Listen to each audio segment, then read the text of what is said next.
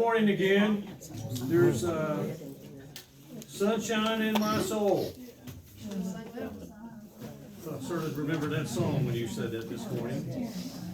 And about a ball going in the water, I'll tell you this real quick. I know that this is a big chapter and I got a lot I want to cover. But my son, he lives over in Esquire, and he lives by the river in Esquire. And they've got a basketball court. And his 6-year-old daughter was out playing, and a ball rolled over the hill. And the little boy that she was playing with decided that he was going to go get it. Oh no. Yeah. And she screamed, and my daughter-in-law came out, and this little boy walked over the hill and got the ball, waded in the water, the flood water up to his neck. Got the ball and came back up. And yeah, that's something that you don't go in floodwaters.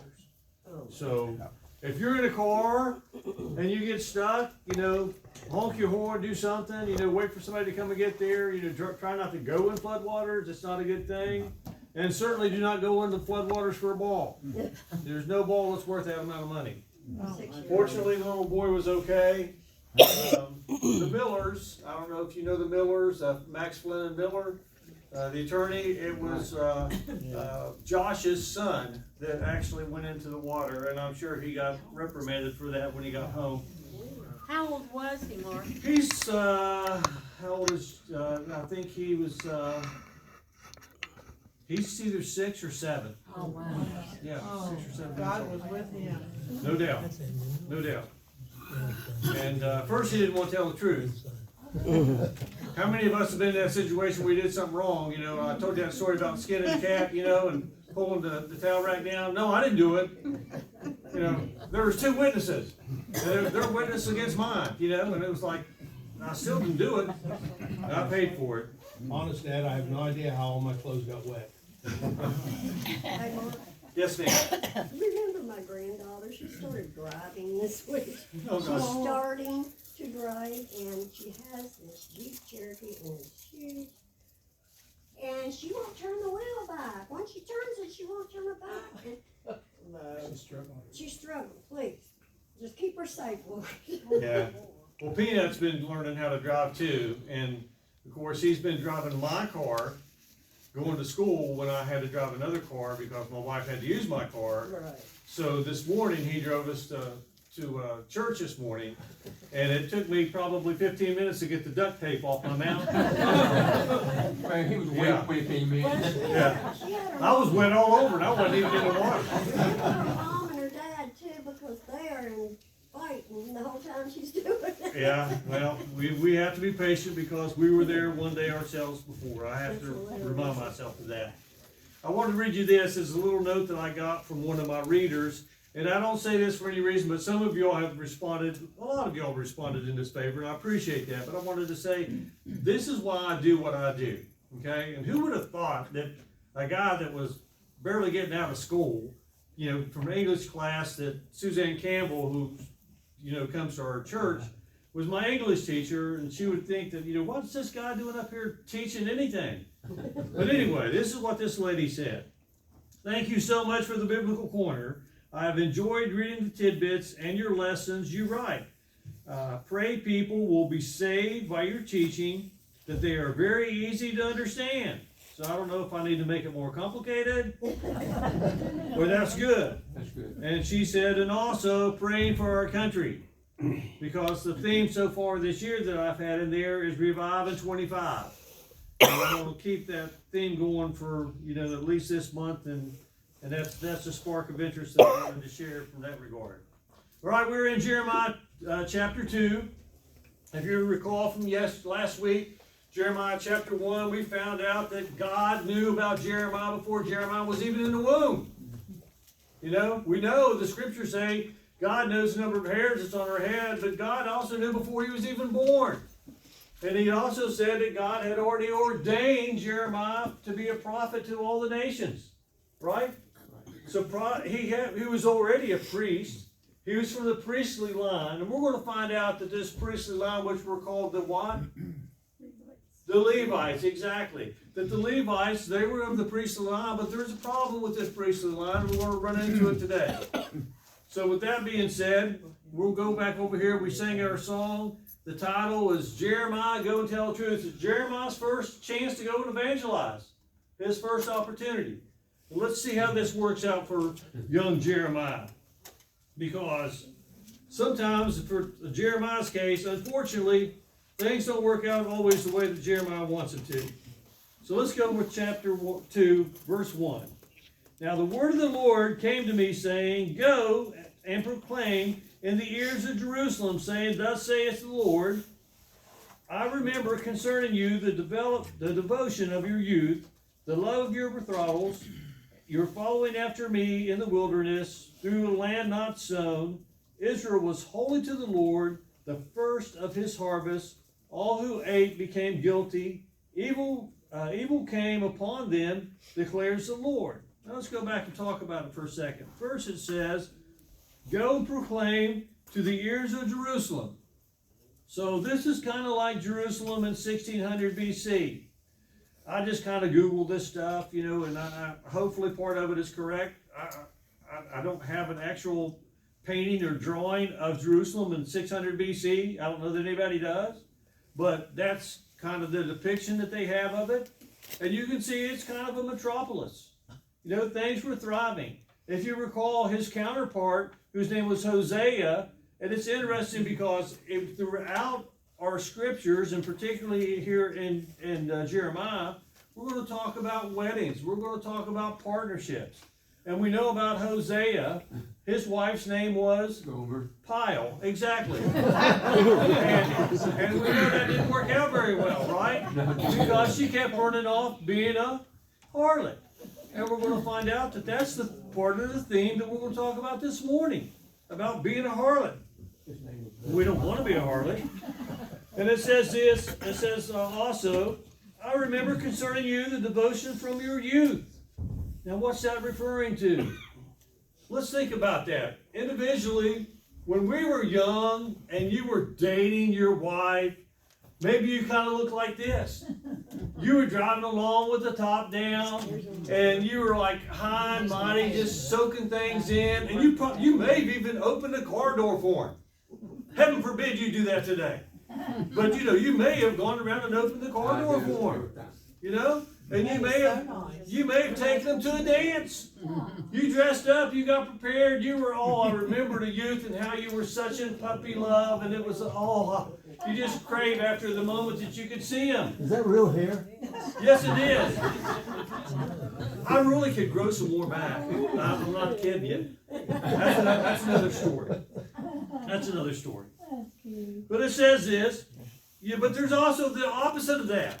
There's opposite of that because sometimes when you're young and you're in love and your marriage is going good, and the next thing you know, years down the road, it was like, she don't love me anymore, or he don't love me anymore, or somebody else that I work with loves me more than they love me. So I need to get out of my relationship. Isn't that what the world says today? Hey, if you're in a bad relationship, you get out of it. It's okay. No, it's not okay. That's not what the scripture says. One man, one woman. When you made your wedding vows, what do you say? Till death do you part. Now things happen. I know there's some mitigating circumstances, but for these casual things, you just throw it out because hey, we just lost the feeling anymore. I don't want to be with you anymore. Well, that's what's wrong with this group of Israel, the Judaites. They have fallen out of love with God. It's like, I don't love you anymore, God. And we're going to talk about that here in just a second. It says here that you are following after me in the wilderness and the land not sown. Israel was holy to the Lord. How was Israel holy to the Lord? Exodus 19:5-6 says, Now then, if you will indeed obey my voice and keep my covenant, then you shall be my own possession among all the peoples of the earth is mine, and you shall be to me a kingdom of priests, a holy nation. These are the words that you shall speak to the sons of Israel. And also in 1 Peter 2:9 it says, But you are a chosen race, a royal priesthood, a holy nation, a people for God's own possession, so that you may proclaim the excellencies of him who has called you out of the darkness into the marvelous light.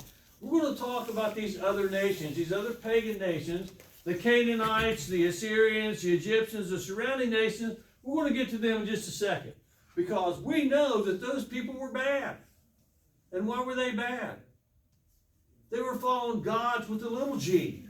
They had never fallen in love with the true God. And now, because these people were going into the land that they didn't possess before, that God had given them with the land of plenty, and it was all good and stuff, but now it's like that honeymoons wore off. They started following these other little gods. We're going to get to that. I keep saying we're going to get to that because there's a lot to get to. All right. Let's go over here to verse 4. Verse 4 says this. Hear the word of the Lord, O house of Jacob, and all the families of notice of Israel. Thus says the Lord, what injustice did your fathers see in me? That they wanted, and walked after emptiness and became empty. And they did not say, where is the Lord, who brought us out of the land of Egypt, who led us through the wilderness, through a land of deserts and pitch, through a land of drought and deep darkness, through a land that no one crossed, and where no man dwelt. And I brought you into the fruitful land to eat its fruit of good things, but you came and defiled my land, and my inheritance you made an abomination. Now I'm going to stop right there for just a second. There's a lot to kind of unpack here. Let's go to this. He says that I have brought you into a land that you didn't have before. Now, when this is actually on a mountaintop at Petra. And when you look over at Petra, and you see this right here, and it looks really pretty. You know what that is? That's the plains of Moab. Okay? And you can see why maybe some of the Israelites said, let's just stay here. We got some green grass here. We can feed our cattle. We can do this. We can take care of them. Let's stay here. But before you got to this, you had to go through this, which was desert land. It says here that I brought you to the land of the deserts of the pits, and a land of drought, of deep darkness, a land that no one crossed, and no man dwelt. Well, nobody's living in this stuff. Nobody's living in the desert, except for the Israelites, who God provided for them for 40 years. It was a wake-up call, was it not? And it says that over here, it says that there's 4 instances where they fell out of grace. And let's go to those here at verse 8. The priest did not say, where is the Lord? Your leaders are not leading you. The Levites are not leading you. They are the priests. And those who handle the law did not know me. Well, the Levites also knew the law. The attorneys weren't doing their job. They weren't sharing God's word. They fell out of grace. And it says also, the rulers transgressed against me. Well, we know the rulers transgressed against him because we start out with young Jeremiah, and the king at that time was young Hosea, who was a follower of the Lord. And then there was 4 other kings that came after him who were not good. The rulers gave a bad example. The snake's head, the body's going to follow the head. So wherever the head goes, the body ends up following it. So in this case, we had bad leaders, so we had bad people following it. Which goes down to, and the prophets prophesied by Baal, and walked after these things that they did not profit. We're going to talk about Baal here in just a minute, but not quite yet. And it says this. It says, verse 9, therefore I will yet contend with you, declares the Lord, and with your sons I will contend. For cross to the coastlands of Kittim and see, and send to Kedar, and observe closely. Well, this is the east is from the west. The east is from the west. Now we see that biblically speaking too, when it talks about having your sins forgiven. You see that in Psalms 103:12.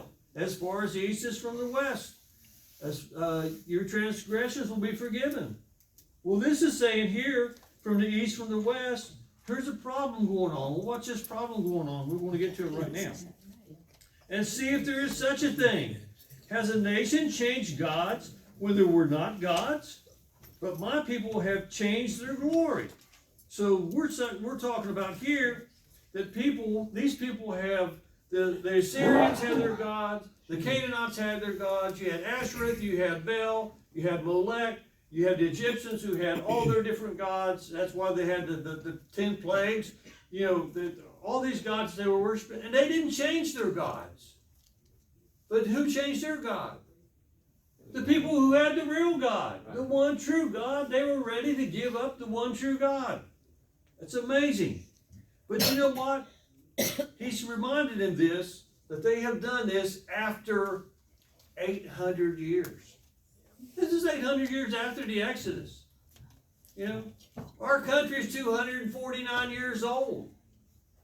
You think we think the same way today as they thought 249 years ago? Well, these people were almost 2.5 times that. And they have fallen from grace. But God had picked them out. He has singled them out to be His chosen. Somebody's got to be the light. And He's chosen Abraham to be the light. We're going to get to that also here in just a minute. And it says here in verse 13, for my people have committed 2 evils. Did I finish that? I didn't, did I? No, let's go back here to verse 12. Be appalled, O heavens, at this and shudder. Be very desolate, declares the Lord. There's going to be a penalty for your mistake.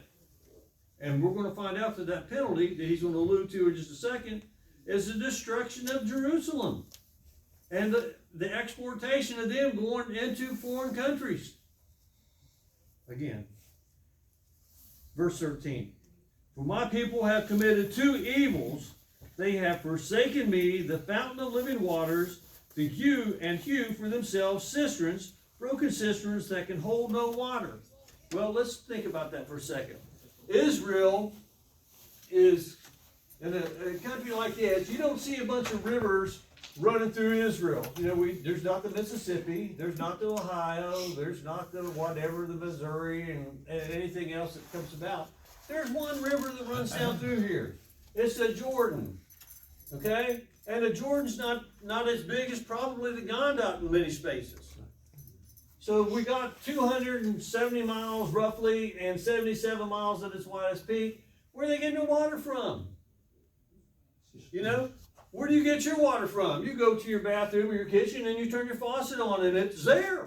Amazing. It pumps right up. We'll live out in the country and you have well water, right? So what do you have to do to get the well water up? You got to pump it up, or you have to have an electric pump that pumps it up for you, right? But here in Israel, God provided for them living water. Now there was living water that kind of indicated that it flowed, that it was moving water, and water that was still water was a cistern or a reservoir, and that water could get somewhat stagnant, and it would stink. But if you didn't have anything else and you were washing something or you were cooking with it, you used that water. And God says, I gave you living water. You literally went to a rock, or you went to a spot, the well that I had prepared for you, and you moved it and water came up on its own. You didn't even pump it up. But yet now you're digging cisterns for yourself and going back to these other water sources that are going to cause you problems. Those other water sources are indicated right here. It says, is Israel a slave, or is he a homeborn servant? Has he become a prey? Let me get to my spot here. Has he become a prey? The young lions have roared at him and have roared loudly, and they have made his land a waste. His cities have been destroyed without inhabitant. Also the men of Memphis and Tapias, this is 2 cities in Egypt, have shaved the crown of your head. Have you not done this to yourself by forsaking the Lord your God when He led you on your way? You've done this to yourself because why? You forsook the Lord. This is why you're going to get penalized. But now, verse 18, but now what you're doing on the road to Egypt, you're drinking of the waters of the Nile. Again, you're falling back to the Egypt's God. You're going back to their water, not the waters I provided to you, the living waters. Jesus says in John 4:14, he tells the young lady, he says, if you drink from this cup, you will never thirst again. Right? I'm the living water. And he says, now you're going back to the Nile to drink of those waters. I guess I just said that, didn't I? And he said, also, the end of verse 18, to drink of the waters of the Euphrates. Well, that would be where the Assyrians are. You know, the Assyrians attacked and took over Israel in what year? 722, maybe? What'd you say? 722. 722 BC. Okay? And that's what it's referring to. You've already fallen back to this. And your apostasies will reprove you. What you have made, your mistakes you made is going to come out. You know, your actions are going to show what you've done. Now, therefore, and see that this is evil and bitter, for you forsook the Lord your God, and the dread of me is not in you, declares the Lord, the God of hosts. You don't fear the Lord. You don't fear the Lord for his potential punishment because you didn't follow him. The result of not following him is going to be hell. Literally. Yeah. Because that's where you're going to end up. If you follow the Lord, you're going to be in heaven. And if you don't follow the Lord, you're going to be in hell. There's no other simple way to divide it. It is what it is. And it says, for long ago, I broke your yoke and tore off your bonds, but you said, I will not serve thee. For on every high hill and under every green tree, you have laid down a harlot. Every high hill, every low tree, you have laid down a harlot. That's not a good thing. Let me get over here to this. Because this is what's going to happen to you. You're going to get exited out of Israel, or out of Judah. And this is going to happen when? 586, the last one. 586. Yeah, where's that coming from? It's going to happen in 586. This is coming. Jeremiah's telling this. And as David and I talked this morning, this guy's commissioned to preach for 40 years. And he's preaching a message that nobody wants to hear. Who wants to get up and speak to a Sunday school class for 40 years and they don't want to listen to you? This is what he's doing. But God has already told him in the earlier chapter that I'm going to give you the words to say. Don't worry about it. I'm with you. The nations are going to be against you, but I'm with you. And I'm more mightier than the nations are. And he says, on every high hill and every green tree, we'll talk about the harlot. We're going to get to that here in just a second. You know, I've kind of got this one out of sync, but Matthew 7:16 says, by their fruits you will know them. Do you gather grapes or thorns or figs or thistles? Well, you know, what you do is going to show out in time. And that's what's saying here, because you're not going to serve me, and I'm seeing how you're not going to serve me, because on every high hill and under every green tree you have laid down a harlot, a gomer. Mm-hmm. And we're going to get to what this gomer kind of thing says. He says, I planted you a choice vine, a completely faithful seed. How then you have turned yourself before me into a degenerate shoots of foreign vine, which would have been Assyria.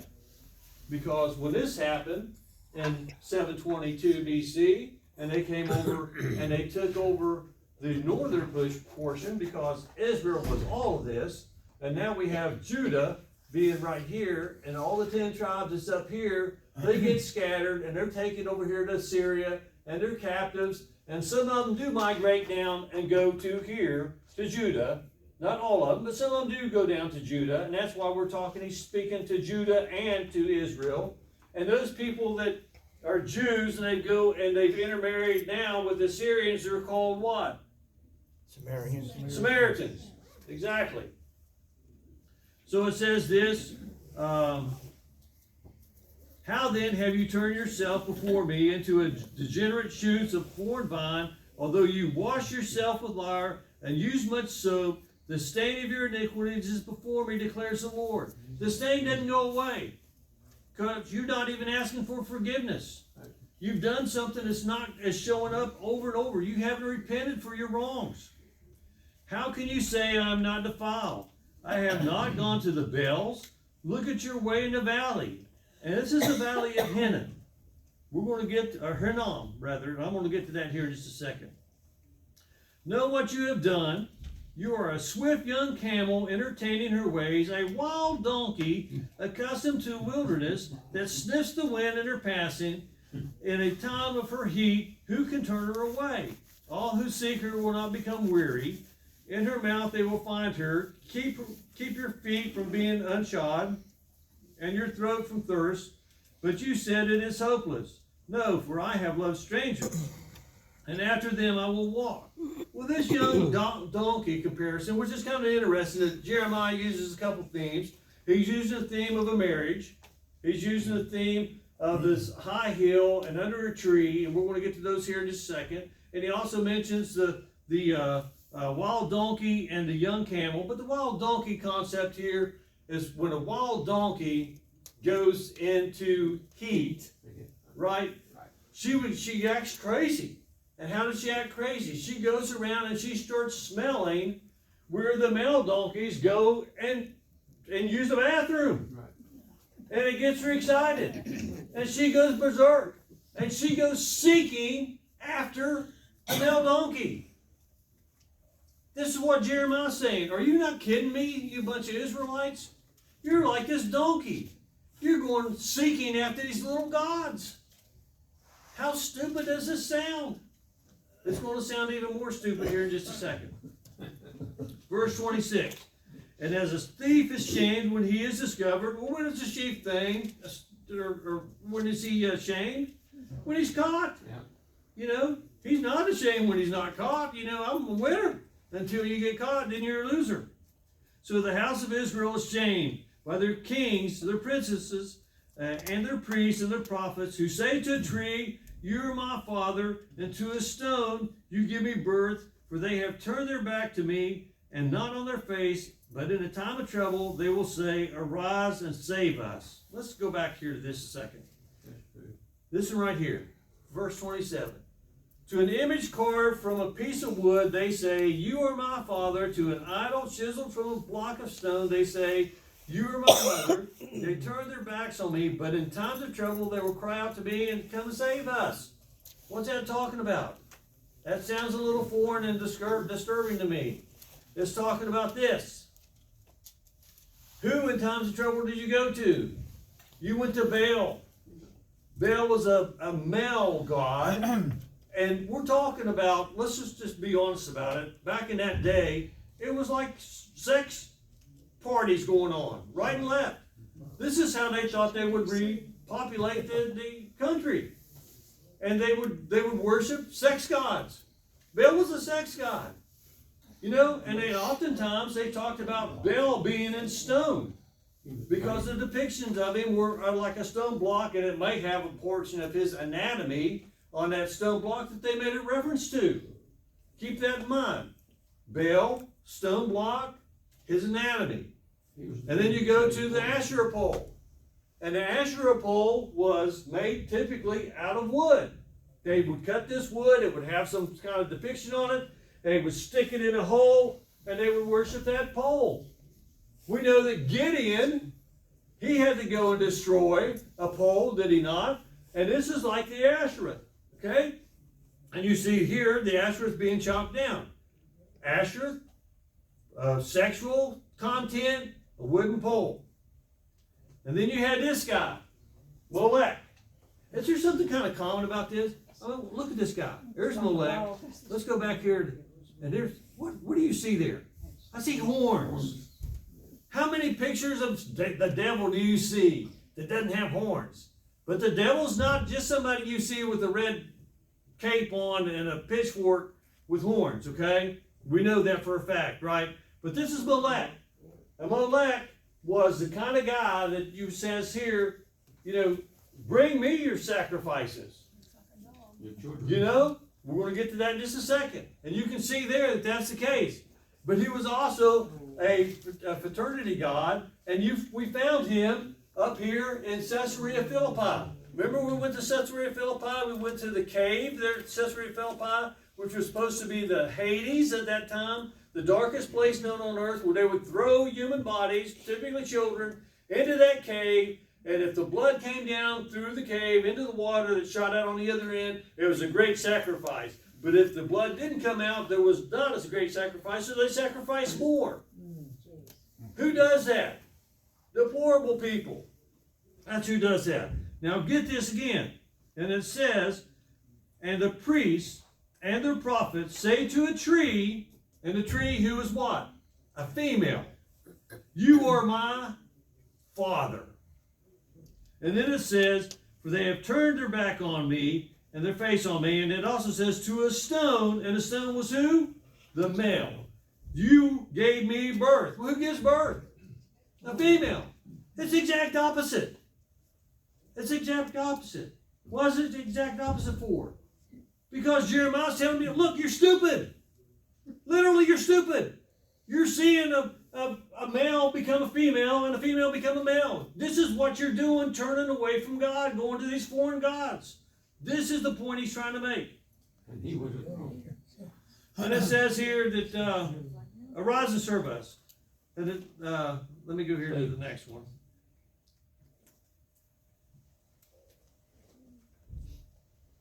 And they say, you are serving these gods that you have made, these man-made gods, but yet we serve, that's Molech also. And you can see here's people there looking at him, right? How ridiculous looking does this guy look? And then we go to here. We don't see our God. Why do we not see our God? Because God is spirit. God's in this room today.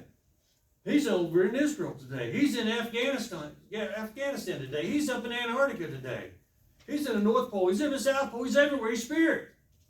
But we know when Elijah was hid in the cave, what did God tell him to do?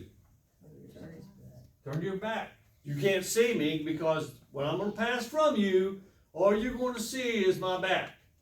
But you didn't see anything because it was just a and it was gone. Well, that's the God we serve, the God that we can't control.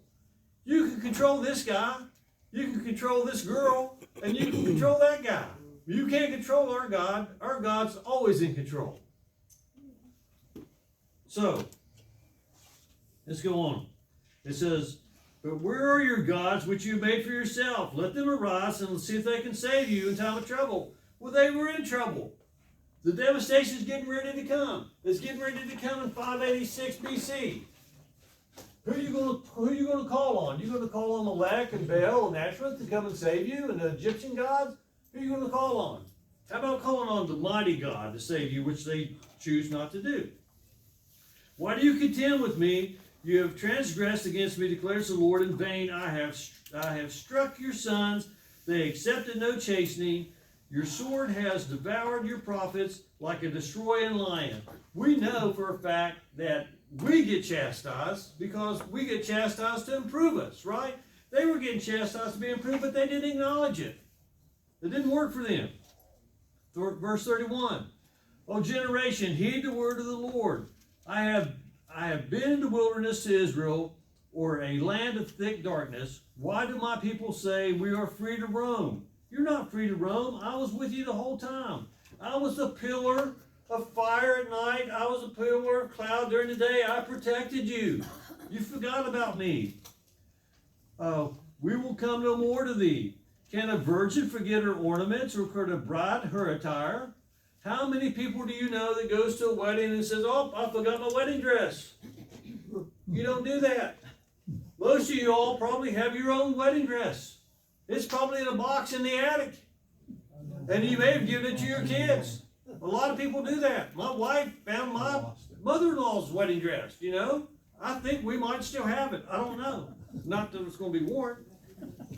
And it says, yet my people have forgotten me, days without himself. How well you prepare your way to seek love. They call this love. These sex parties, they called love. It wasn't love.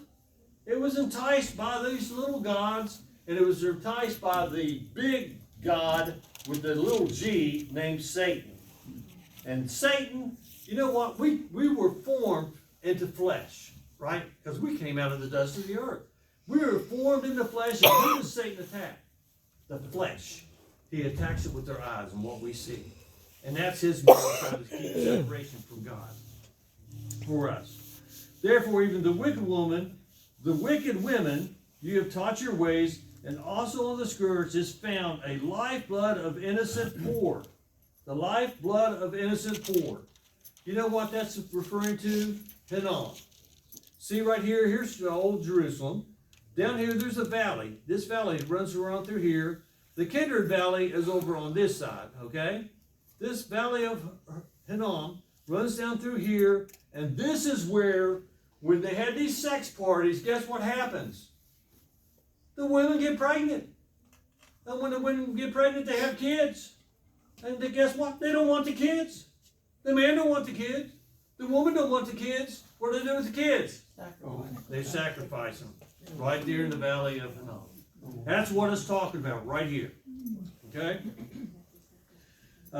Verse 34, continuing on there. You did not find them breaking in spite of all these things, yet you said, I am innocent. Surely his anger is turned away from me. Behold, I will enter into judgment with you, because you say, I have not sinned. Why do you go around so much changing your ways? Also, you shall put me to shame by Egypt. Forget that. You're going to go to Egypt. You're not going to like the results. And you were put to shame by Assyria. You were put to shame by Assyria in 722. You're not going to like that either. From this place you should also go out with your hands on your head. You're going to be captives. You're going to be led out right here, just like you was almost led out here. You're going to be led out right here with your hands on your head, for the Lord has rejected those whom you trust, and you do not prosper with them. The fact that you're going to go to Egypt, the fact that you've been in Assyria, you're not going to prosper. Things are going to change. As gloomy as it looks like in chapter 2, there's still hope.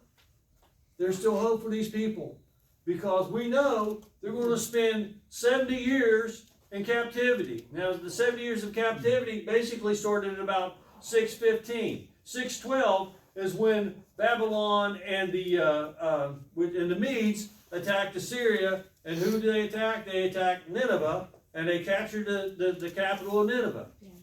Okay? And then we find out that Babylon, through Nebuchadnezzar, comes down in 586. They start this in about 612, and it goes to like 605, and this attack. That's when the 70 years basically started. They started getting deported then. And 586 is when it was destroyed, and most of the prophets were already taken out, the Daniels and Meshach and Abednego. And then we find out back in 539 BC, we have a little glimmer of hope.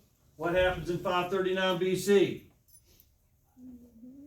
539 BC, King Cyrus makes the proclamation that allows the captives, after they attack, the Persians attack, and the Medes and the Persians attack Babylon, and they take over this capital Babylon, and he gives the proclamations that these captives can now go back home.